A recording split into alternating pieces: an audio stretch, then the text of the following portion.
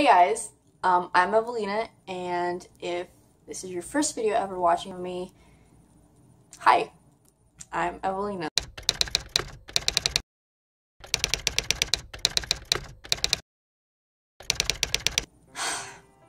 I wanted to make a Draw My Life video.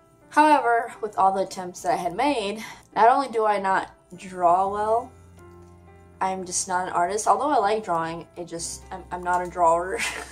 Is that a word?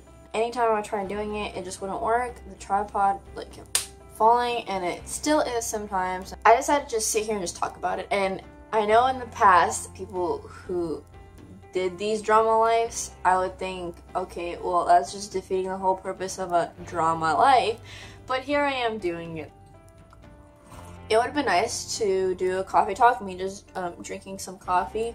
But I already had my coffee this morning, and if I would have another cup, I would start hyperventilating because I have such a small body.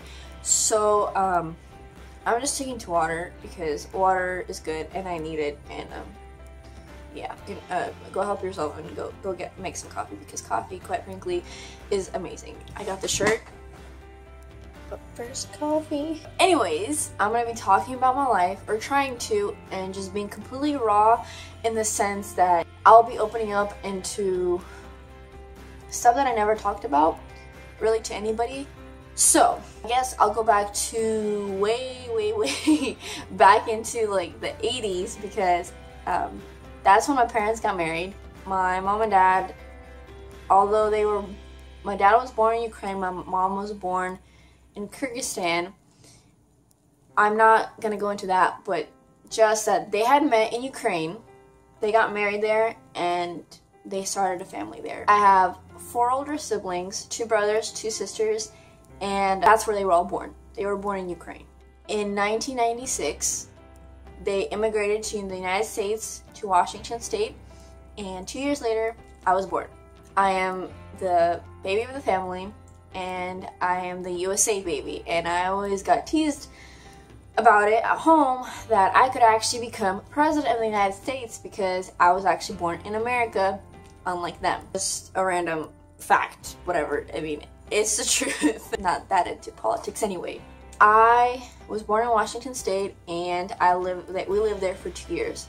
Then we moved all the way to Georgia. The reason for that was my dad's friend was opening up a church there. He wanted my dad to help him and build it up and start it, and so that's why we moved all the way to Georgia. We lived there for 3 years. I went to kindergarten there. Not much happened except for the fact that because my parents are from Ukraine and we speak Ukrainian and Russian at home, that meant that I didn't know any English going into school. I only knew like hello, and that's it. So whenever I would go to school and someone would try talking to me, I literally had no idea what they were saying, and I would just always like nod my head and say yes because I knew that word, and you know, crossing my fingers that yes was the right answer, and many times it wasn't, and I wouldn't get in trouble, but the teacher would be like, no, trying to correct me, and I'm like, okay. And then once I finished kindergarten, again for work, our whole family moved to Florida.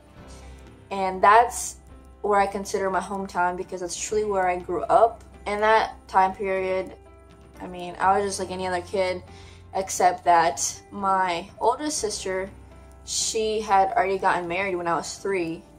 And so she stayed back in Georgia while we moved to Florida. Then when I was 9, my other sister got married and she had moved out, and I was just left with my brothers, but even then they were in college. I mean, reason for that, all of that, is because my parents had me really late compared to my other siblings. And not only was I the baby of the family, but I was very far apart in age with my siblings and like my parents, like way. My mom was 39 when she had me, my dad was 40, so I was a surprise baby, and bam. Growing up, I had to learn to be very independent, because not only did my parents not speak any English, and I always had to basically like fend for myself at school and doing anything. I was responsible for getting assignments done, for getting these papers signed, because I mean, I was really the only one who knew English. I mean, out of my parents. My siblings, they did go to school here in America, so they learned English, and they know it very well now. That's all we speak between the siblings. But they were all moved out, and I was just by myself at home with parents and my grandma. In the time period of living in Florida, when I was 12 in 2010, the sibling that was closest to me in age, the one right before me, was my brother Roman. And in 2010, he was 21 and he had passed away. He just died in his sleep.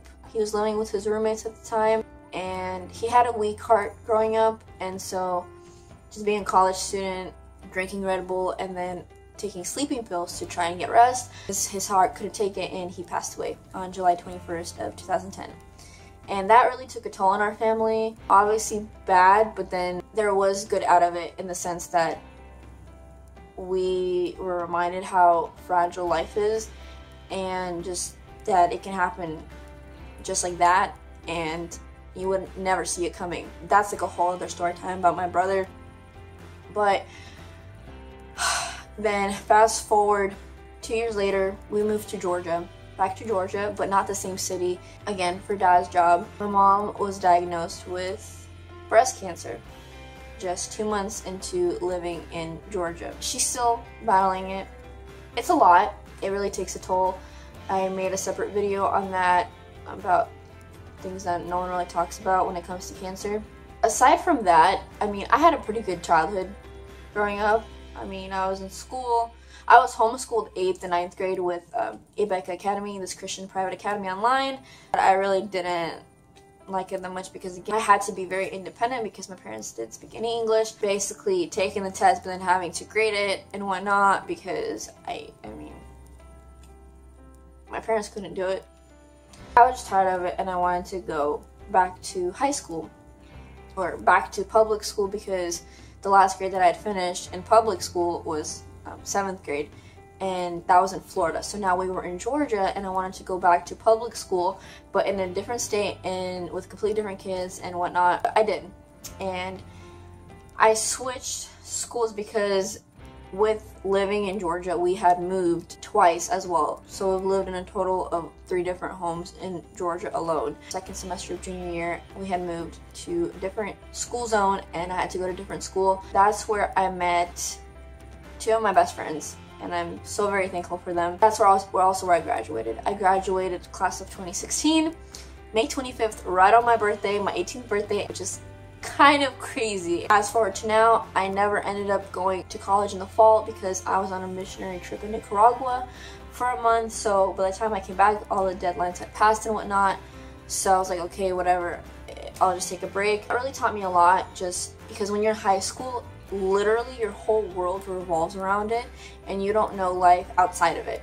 So whenever it was gone, it really reeled me back in and I was like, dang, I mean, so this is life, huh? The spring semester just ended. I did go to college, still am in college. I don't really know exactly what I'm pursuing yet. I'm just that type of person, doesn't even know what they want to do. But as of now, just like a thought in the air, going for a sonography program, like an ultrasound technician and that sort of thing. So fingers crossed everything works out and that I'm able to get it in like 2 years and that it'll all work out. So that's kind of the background of my life. But what I really wanted to focus on is that we always, like, we know that no one's life is perfect and there's no such thing as a perfect life, and that everybody has struggles and everybody has their own problems that they're dealing with, but we don't really realize the depth of it and how serious they can be, because in today's world, social media is everything. We always see these amazing pictures and candids and this perfect filter and this perfect saturation and contrast in this photo, and it makes us feel so small because we're like, well, dang, their life seems to be all together, but then I'm looking at mine and it's like, okay, just like I don't know, a light bulb, a thought, an enlightenment that is so not the case with anybody. Yes, there are problems that everybody goes through, but they're not just all little problems and then you're the only one who has the big ones. Like, everybody has a battle and a war that they are fighting or trying to fight and trying to still remain in social activities and do well in school and do good at work, and it just all builds up, and then you feel crushed and that you just can't keep going. And that was definitely a thing for me, and it still is. It's something that I'm kind of have to learn to work on, that even though there can be so many things going wrong, there's always still something to be thankful for and to find good in. With me, just opening up, being real, my whole life I've just been skinny. I've never had I was never anorexic. I never had an eating disorder. I just always had a fast metabolism, and I've always remained like this skinny, like this tiny, and I was just always that kid. And growing up, it was hard because people can be shaming skinny people and zero size girls and double zeros, claiming that that's not even a size, and that's perfectly okay to tell a skinny person to go eat a burger and that sort of thing. And it was hard because literally I never met anybody else in my situation like that. When everybody would always tell me, you need to go eat more and you need to gain weight, it really put me down because, like, dude, I'm actually trying. It stung and it hurt, and I've learned to accept myself for who I am. Anytime I go to the doctor, they would say I'm completely healthy, I'm perfectly fine. From that, I just realized there is nothing wrong with me. I am who I am. And if I'll ever gain more weight or be considered normal, I don't know. I don't know if that will happen or if I will be like this for the rest of my life where I don't even reach 3 digits, but that's me, and I'm healthy, and I'm thankful, and I'm happy to be me. Yeah, that's one thing. Another thing you might have noticed if you watch any of my other videos or like really vlogs, like if you're seeing me from someone else's perspective, you may have noticed that I have a hunchback. I do. And when I first tried filming this, I got emotional because really talking about it without having preparing yourself, I guess, really makes the depth of it come out, in the sense that it hurts that I have this and that I'm always getting called out for it, and it does still hurt. But honestly, I've just learned to accept who I am. And I never liked it about me, and it honestly is probably my number one insecurity, is my back.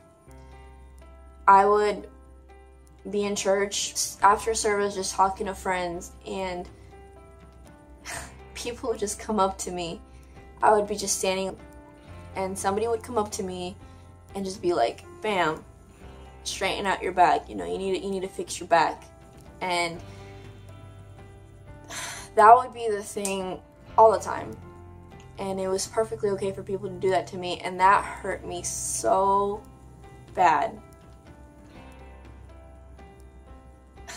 I don't know, it just did, and it made me feel so self-conscious and so, like, I would feel so low about myself. It was actually ridiculous. I've had that also all my life, and there are ways to technically fix it, different exercises, and you can wear like this metal brace on your back and it would supposedly help, but I hated it because I would always think, well, why should I have to try extra hard just to have a normal back? Like, these people, everyone else, are just walking around and their back is just straight, and then there's mine where, yeah, I slouch and I just have a crooked back. It physically hurts when you try to correct it. It's just painful. And so I always thought, how is that fair that everybody else can just go walk around normal, but then my back, I have to really, really, really try for it to look normal. I've learned to kind of to deal with. And then another thing that I just don't ever talk about, not really, I opened up to, a couple of people, literally 2, about it, but because it's something that I'm still learning to accept myself and learning to cope with and to just go with it, and that's that I have panic attacks.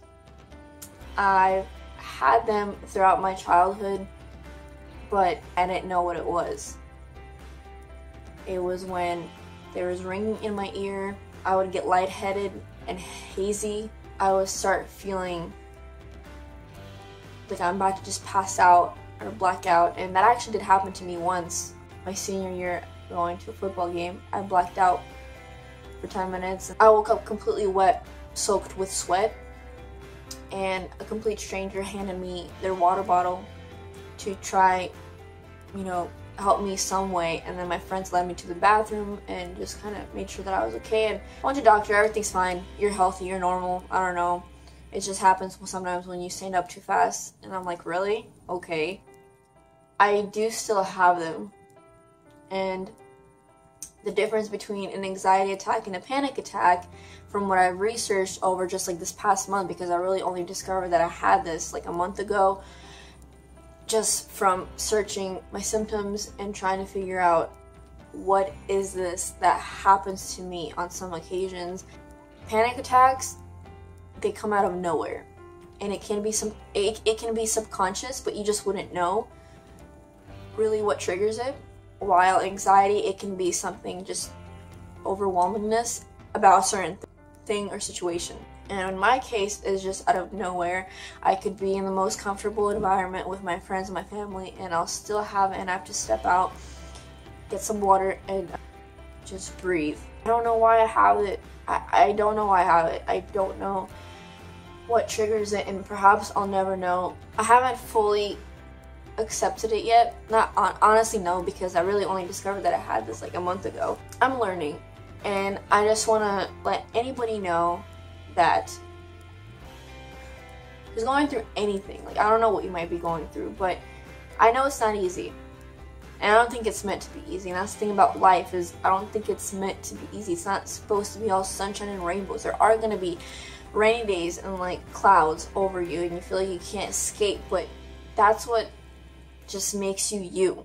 And I have to learn to accept it, but try and still make the best out of every situation, because there are a million problems and concerns that are running through my mind all the time, but there's still always something good to find, always. And my life has changed so drastically this past month, like so much. With my mom, we just didn't get good news. She's going through radiation again, through treatment, and after that, that's basically it. Doctors can't do anything else. I don't know what's gonna happen in a month, in 2 months, and in 6 months, if my mom will still be here. I don't know.